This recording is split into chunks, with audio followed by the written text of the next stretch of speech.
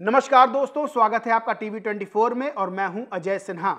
दोस्तों, क्या हरियाणा के चुनावी नतीजे बदल जाएंगे? क्या हरियाणा में फिर से चुनाव होंगे? और क्या हरियाणा से बुरी खबर बीजेपी के लिए आ रही है? क्योंकि एक मामला सुप्रीम कोर्ट पहुंचा जिसमें साफ तौर पर मांग की गई कि हरियाणा की 20 विधानसभा सीटों पर फिर से चुनाव करवाया जाए।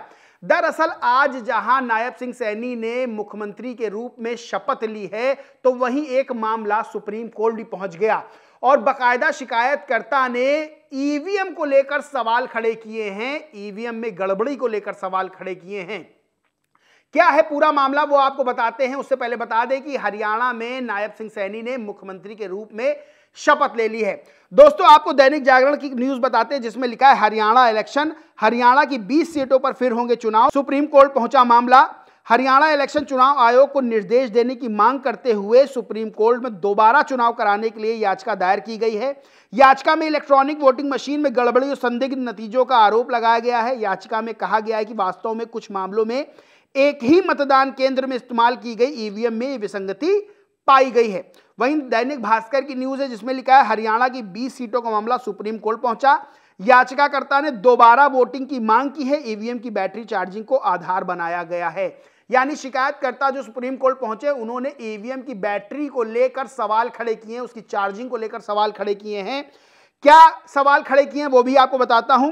सुप्रीम कोर्ट में जो याचिका दायर की गई वो प्रिया मिश्रा और विकास बंसल ने अधिवक्ता नरेंद्र मिश्रा के माध्यम से याचिका दायर की, जिसमें कहा गया कि चुनाव आयोग ने इलेक्ट्रॉनिक वोटिंग मशीनों के माध्यम से राज्य विधानसभा चुनाव के घोषणा सटीकता के आधार पर की है।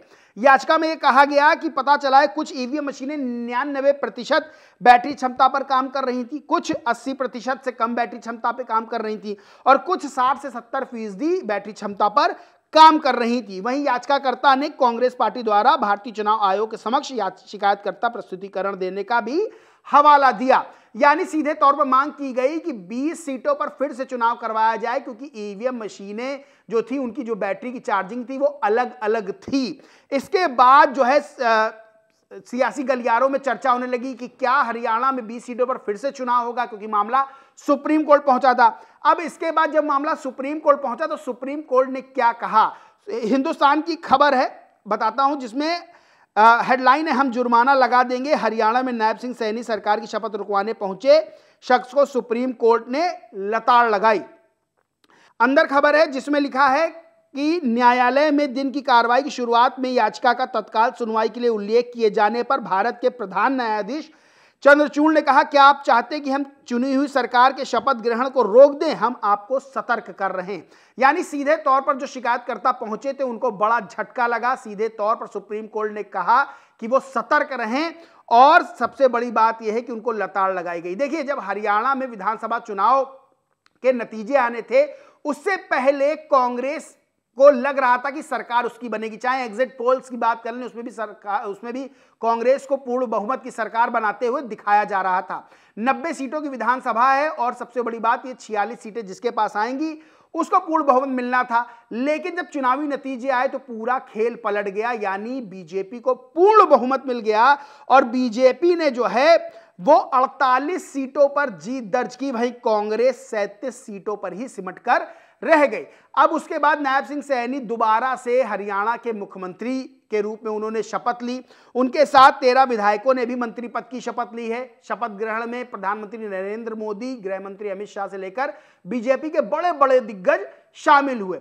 वहीं हरियाणा में कांग्रेस को तगड़ा झटका लगा, लेकिन जब शिकायतकर्ता सुप्रीम कोर्ट पहुंचे तब यह माना जाने लगा कि क्या 20 सीटें जो हरियाणा की हैं उन पर फिर से चुनाव होंगे, क्या हरियाणा का जो रिजल्ट था वो बदल जाएगा, क्या 20 सीटों पर चुनाव होने के बाद वापस जो है कांग्रेस के पास कोई मौका आ सकता है। तमाम तरह के सवाल खड़े हो रहे थे, लेकिन सुप्रीम कोर्ट ने सीधे तौर पर झटका दे दिया शिकायतकर्ताओं को और सीधे तौर पर जो है ये कह दिया है कि चुनी हुई सरकार का शपथ ग्रहण क्या रोक दिया जाए, सीधे तौर पर शिकायतकर्ताओं को लताड़ लगाई, यानी कांग्रेस को कह सकते हैं कथित तौर पर एक तगड़ा झटका सुप्रीम कोर्ट से लगा है। बहरहाल हरियाणा के नए मुख्यमंत्री के रूप में नायब सिंह सैनी ने फिर से शपथ ले ली है। हरियाणा चुनाव बहुत अहम माना जा रहा था कांग्रेस और बीजेपी के लिए, क्योंकि कांग्रेस वहां अपनी जीत का दावा कर रही थी और ये मान के चल रही थी कि उसको जीत मिलेगी। वहीं बीजेपी के खिलाफ 10 साल की एंटी इनकम्बेंसी थी और बीजेपी के खिलाफ कहीं ना कहीं माना जा रहा था कि बीजेपी को नुकसान होगा, लेकिन पूरा मामला पलट गया। बीजेपी ने बड़ी जीत हासिल की, पूर्ण बहुमत की सरकार बना ली।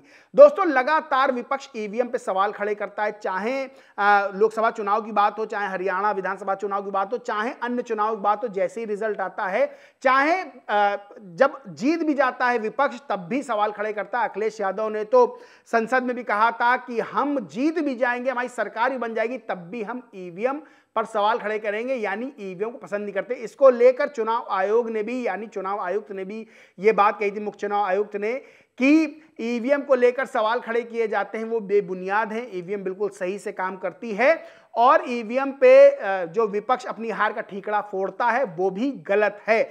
सबसे बड़ी चीज ये है कि ईवीएम को लेकर तनातनी बीजेपी और विपक्ष में देखने को मिलती रही, हर चुनाव के दौरान, हर चुनाव के बाद, और तमाम तरह की खबरें भी ईवीएम को लेकर आती रही हैं। लेकिन सबसे बड़ी चीज ये है कि चुनाव आयोग इस बात पे अडिग रहता है कि ईवीएम से गड़बड़ी नहीं हो सकती। यहां तक कि चुनाव आयोग ने विपक्ष को और अन्य राजनीतिक दलों को चैलेंज भी किया था कि अगर ईवीएम में आपको लगता है गड़बड़ी हो सकती है तो आप ये बात साबित करके दिखाइए, लेकिन ये बात साबित नहीं हो पाई। बहरहाल हरियाणा विधानसभा चुनाव को लेकर जहां पहले कांग्रेस को नतीजों के बाद झटका लगा था, वहीं शिकायतकर्ता जो सुप्रीम कोर्ट पहुंचे थे कि 20 सीटों पर गड़बड़ी हुई है, ईवीएम चार्जिंग को लेकर सवाल उठाए थे, 20 सीटों पर फिर से चुनाव कराने की मांग थी, उन शिकायतकर्ताओं को भी सुप्रीम कोर्ट से तगड़ा झटका लगा है। लेकिन हाल फिलहाल ये यक्ष प्रश्न बना हुआ है कि आखिर ईवीएम का मुद्दा कब खत्म होगा, ईवीएम पे नाराजगी जो विपक्ष की है वो कब खत्म होगी, क्योंकि ईवीएम एक ऐसा मुद्दा है जो चुनाव से पहले और चुनाव के बाद और चुनाव के दौरान हमेशा विपक्ष की ओर से खड़ा किया जाता रहा है। और सबसे बड़ी चीज ये है कि विपक्ष बीजेपी के साथ साथ चुनाव आयोग पर भी निशाना साधता रहता है और यह आरोप लगाता रहता है कि विपक्ष चुनाव आयोग और बीजेपी की जो है वो साठगांठ है। और ईवीएम पर विश्वास को लेकर विपक्ष की अगर बात करें तो विपक्ष को ईवीएम पर 0% भी विश्वास नहीं है, ऐसा विपक्ष का दावा रहता है। बहरहाल हरियाणा में जहां कांग्रेस को झटका लगा चुनावी नतीजों के बाद, जहां नायब सिंह सैनी ने मुख्यमंत्री पद की शपथ ले ली है, उनके साथ विधायकों ने भी मंत्री पद की शपथ ले ली है, वहीं जो शिकायतकर्ता पहुंचे थे कि 20 सीटों पर फिर से चुनाव करवाया जाए, उनको भी सुप्रीम कोर्ट से तगड़ा झटका लग गया। बाकी दोस्तों, इस पूरे मामले पर आप क्या सोचते, क्या मानते, कमेंट करके जरूर बताएं। वीडियो अच्छा लगा हो तो लाइक करें, खूब शेयर करें और चैनल को सब्सक्राइब नहीं किया तो सब्सक्राइब करके बेल आइकन जरूर दबा लें। धन्यवाद।